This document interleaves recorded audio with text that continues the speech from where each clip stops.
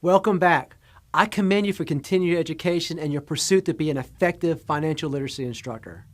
Up until now, we highlighted the importance of the subject matter. We talked about measurement. You learned about the psychology of money. Right now, we're going to get into the instruction techniques that will help you deliver an effective presentation. So let's get right into the lessons today. The best educators understand that one-size-fits-all type of instruction doesn't work. It is never enough to simply impart information specifically if the goal is to facilitate change and growth. Unlike most other coursework, each of the participants have had an experience and relationship with money. This started when they were a child. They were influenced by their parents' relationships with money. They developed habits, and by the time they reached 18 years old, they have been exposed to over 1 million messages to make a purchase. The topic of money elicits emotional reactions in people, anything from excitement to anxiety or shame. These emotional reactions need to be respected if the educator wishes to succeed in establishing financial literacy. No other course subject has the emotional charge that this topic has. This is important to recognize and keep it at the top of your mind as you talk with the various audiences. As mentioned before, try to relate with them and walk in their shoes. This is a great first step to connecting with them. Financial literacy directly impacts every second of their life. Every second you are making or losing money. Maybe now your investments are working in your favor. Maybe they aren't. Your rent, electric bill, and other expenses are occurring this very moment. Not only is it impacting you right this very moment, but it's also impacting your future goals. Fortunately, this is a subject that most people want to learn about. Unlike other subjects, most people wish they were better off financially. Some may want to be chemists, so chemistry would interest them. Others might want to be writers, so English classes might interest them. Everybody has dreams for their futures that cost money, so financial literacy is critical. They understand that a financial education will impact many areas of their life. Their entire lifestyle and future lifestyles is relying upon their personal finances. Skilled educators are able to bridge that gap between money and lifestyle. This motivates participants to pay attention and learn the subject. A quick side note. We talked a lot about speaking in front of a group right after this course. This is important so you can implement what you've learned. First, I suggest you practice out loud alone many times. Again, the action step right now after this class. Go through, pick out a 60-minute course you want to teach. Read through the instructor's guide a few times. For those of you who are not familiar with the instructor's guide, read it through a few times silently and look at the student guide. Then the next step is to read it out loud and go through the activities like there's an audience right there in front of you. Then, as you start to gain a little confidence, maybe run it through a couple times with a friend or sibling or whoever that's there to support you. The next stage we're going to is get into front of a live classroom. I want you to picture an audience in front of you when you're teaching this. Tell jokes, be animated. Do those things that you do in a live setting. That's the action item today. And let's move on with what we're talking about here. Why do some programs fail? Well, first and foremost, one of the big reasons we actually started this program 4 years ago was many of the programs out there are boring. Financial literacy is an interesting subject. Again, it's something that impacts their lives, dreams, and future goals. Right now, I want to show you a video of a gentleman that I have a huge amount of respect for, John Hope Bryant. He runs an organization called Operation Hope. This is part of a documentary filmed by Braun Mincher called The Financial Literacy Academic Exposed. But money. Nobody talks about money. Everybody wants money. Nobody wants to talk about it. And it's a boring topic.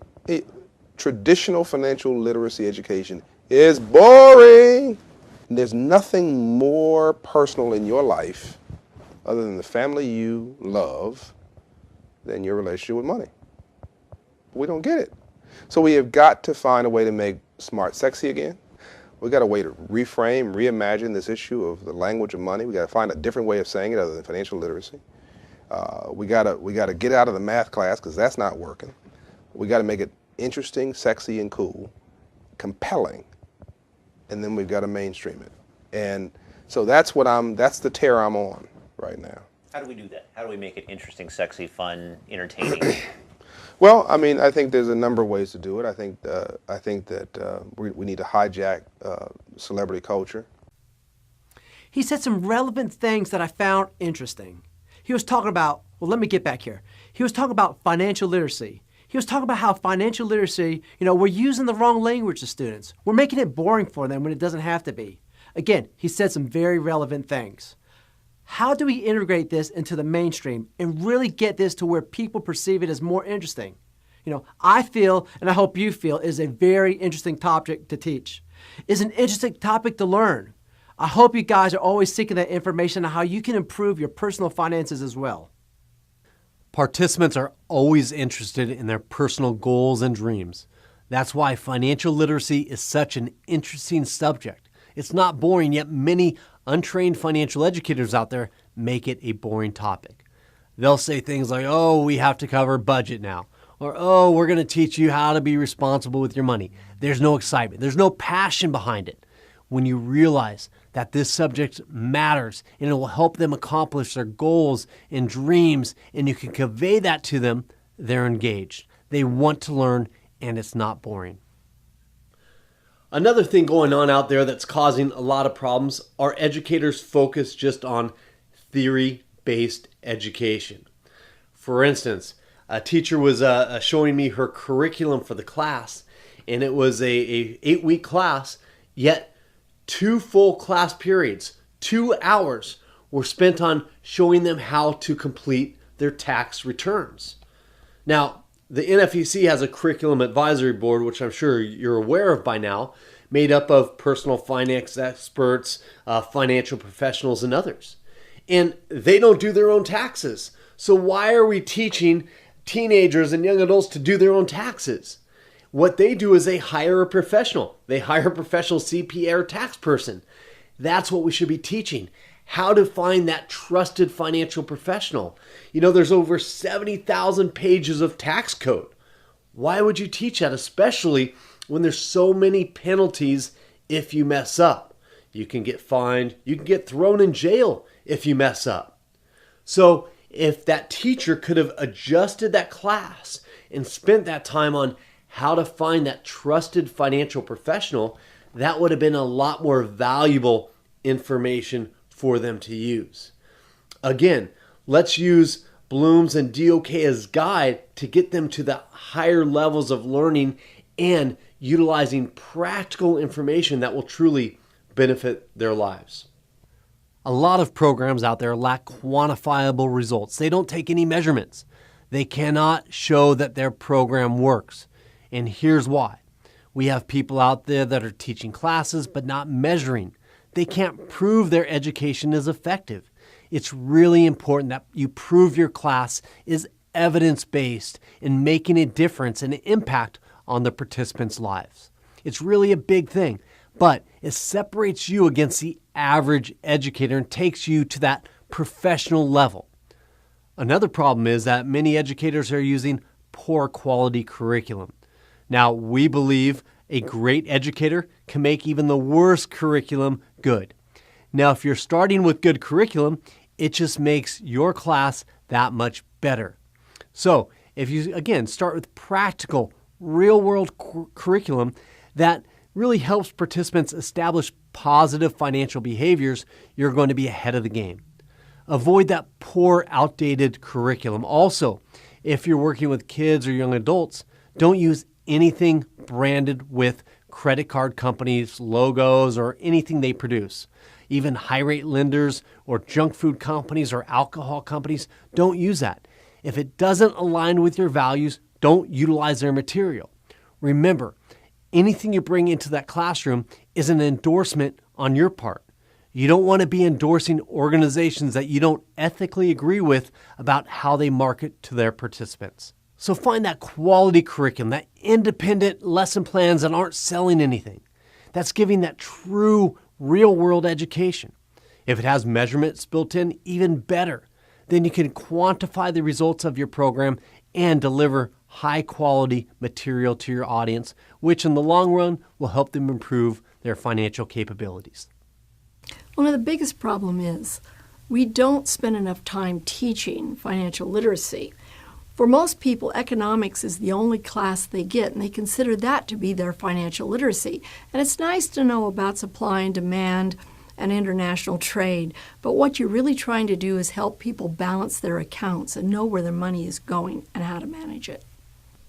So bottom line, we don't spend time teaching it. If you had 2 weeks of Spanish, would you remember anything? If you had 2 weeks of history, would you remember anything? I don't think so. Yet they think, okay, in a very short period of time, we're going to transform somebody from whatever they are now into this great personal finance expert.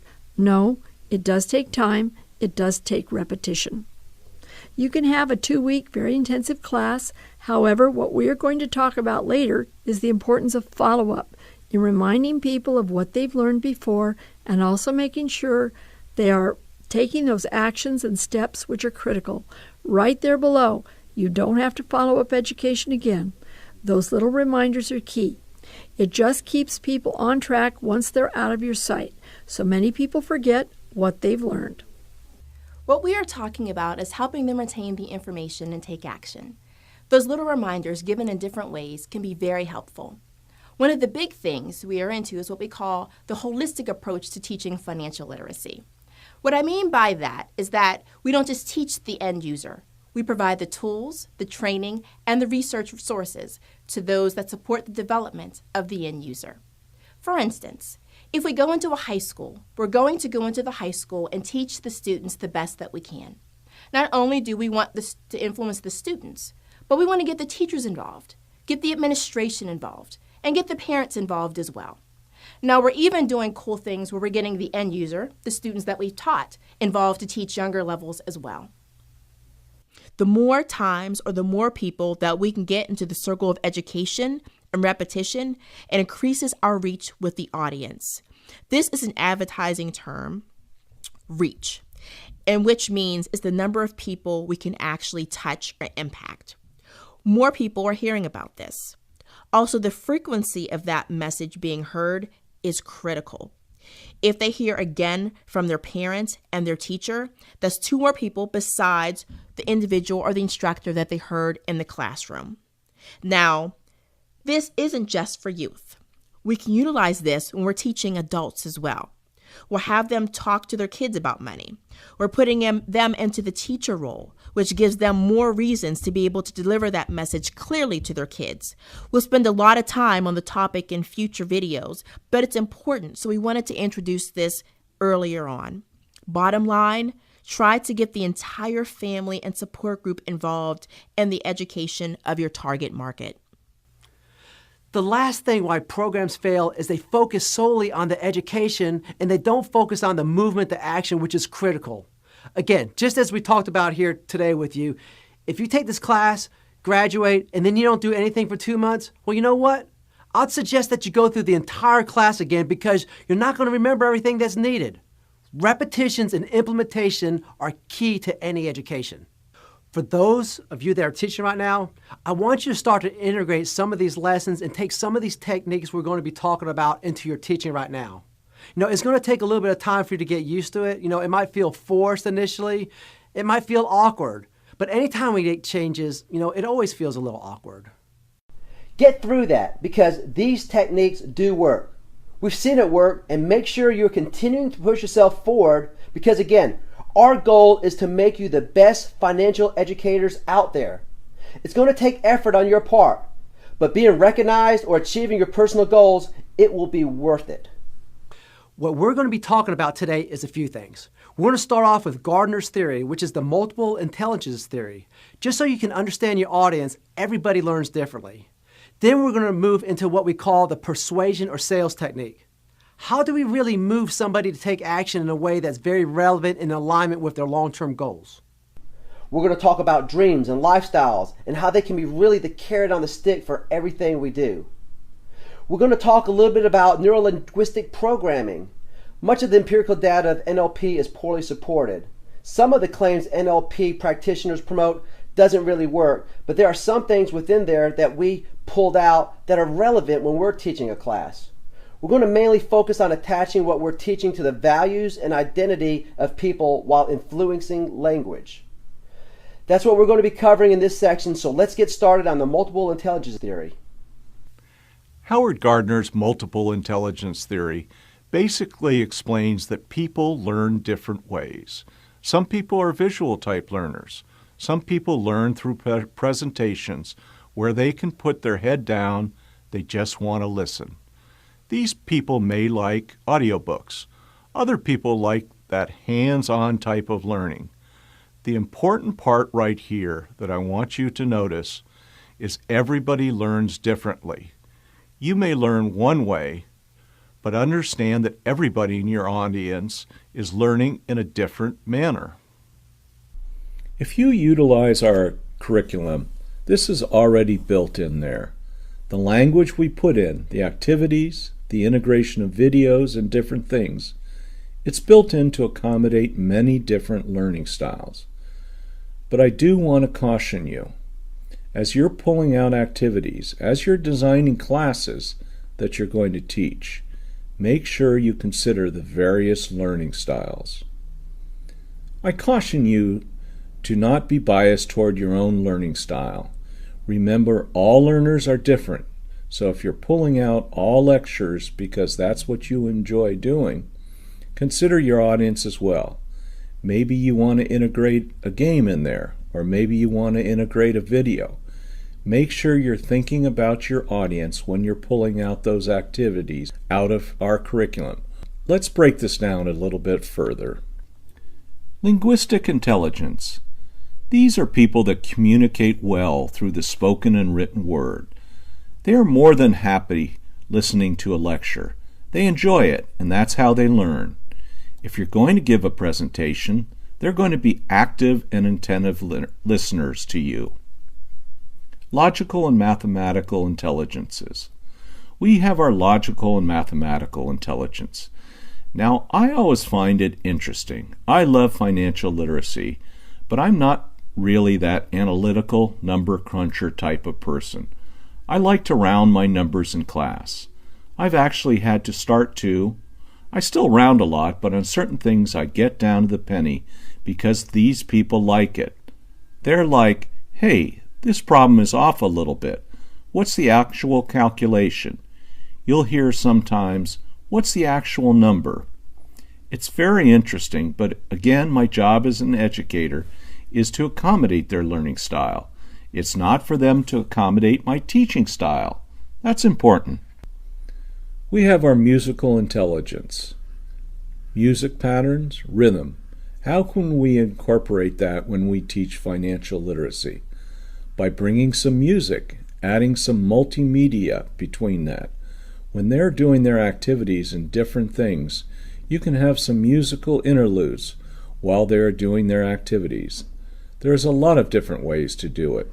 Also, music is a great way to move the energy of your audience. You're not only accommodating them, but you're moving the energy of the audience in the direction you want. Be thoughtful when you select your music. Who is your end user? What do they listen to? What's the activity? If it's something that's introspective and where they're thinking about their future goals. What type of music would represent that best for them or help to pull that out? Think about your music selection when you go into the classroom. A word of warning.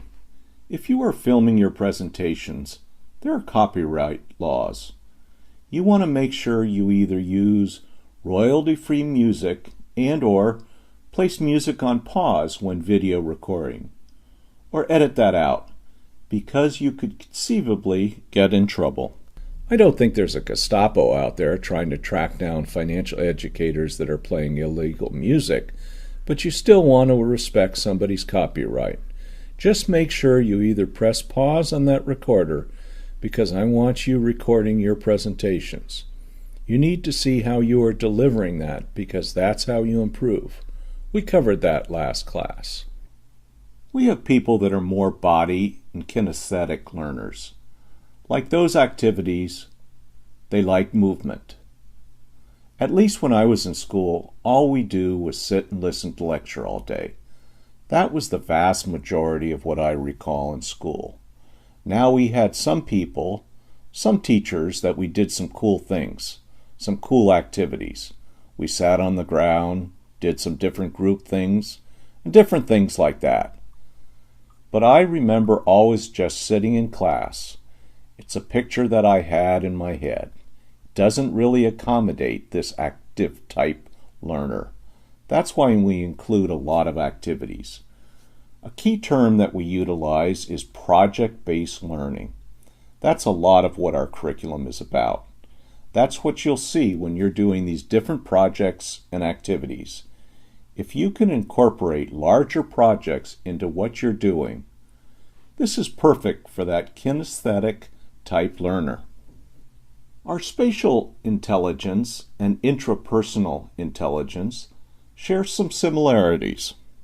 Those that lean towards spatial intelligence, they can imagine something in these different patterns and make it more of a reality. They are thinkers, introspective. Same with interpersonal. They understand oneself and one's feelings a lot of times when they're going to respond well when you're sharing stories, especially those personal stories about you or somebody you've heard about. This is a big one. It's a great way to connect with it. Then we have our interpersonal intelligence. They understand intentions, motivations, and goals of others. When we're doing projects like how do you choose a trusted advisor or trusted insurance representative, they really get into that. They like the psychological and sociological aspects of what you're talking about. One thing I want to mention is you're not going to find people just in one set. There are some learners that are just your linguistic learners, and that's it. But most have a combination of all these different learning styles. They'll lean more toward a few, but they do have pieces of almost all these different learning styles. By mixing up your presentations, by mixing up what you're doing, you're not only helping reach more people, but you're also helping to activate different aspects of an individual in your class. Spend some time. Start to think about these different techniques. First off, I want you to think about what type of learner you are. Then start to think about your audience and how you're going to incorporate these different learning styles into what you're teaching. I still remember going back to some of my teachers who stood out, what made them stand out, the different things that we did. I remember some projects that we did when I was in the 6th and 7th grade, growing gardens and different things. I remember teachers that were very vulnerable. They shared personal stories. Those type of teachers do stand out. If you want to be that type of educator that people will remember, not only now, but a few years, 5 years, 10, with me, 20 years from now, I don't want to age myself, but 20 years from now, just have my 20th reunion. It's important that you relate and understand your audience in a way. Empathize with them and share things that actually connect with them.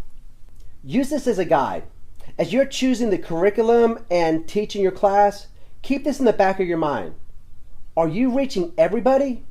I know we work with a lot of real analytical people. They go in their class and they just want to start crunching numbers. Let's do a budget. Let's calculate the return on investments. Let's do all this stuff. Well, they're forgetting about these other types of learners out there that learn more toward another type of way, and it turns them off almost immediately. Understanding your learning style and when you're teaching, make sure you're just not teaching people the way you want to be taught, but you're really thinking about the audience as a whole. As you do get back your surveys, as you get the testing back, you're going to notice areas you're strong on, some that you're weaker in, and that you may need to improve. As you watch the videos, think about these different types of learners. Did you reach everybody in a way that's relevant to them? That's the importance of the video. That's the importance of reflecting on the past events, and that's the importance of getting feedback from your audience.